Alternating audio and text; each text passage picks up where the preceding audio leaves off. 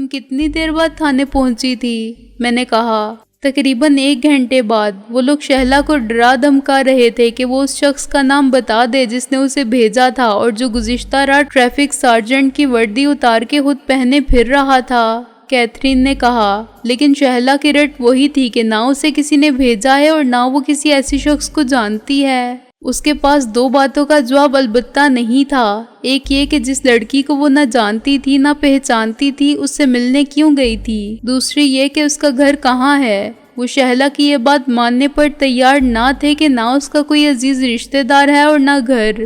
چنانچہ وہ اسے سخت دہشت زدہ کر رہے تھے کہ انہیں سب اگلوانا آتا ہے اور ان کے پاس ایسے طریقے بھی ہیں کہ وہ صرف 5 منٹ میں سب بک دے گی۔ کیا انہوں نے شہلا کو مارا تھا؟ محسن ہلا میں دیکھتے ہوئے بولا۔ 1 آدھ تھپڑ تو مارا ہی تھا، نشان اس کے گالوں پر نظر آ رہے تھے اور وہ رو بھی رہی تھی۔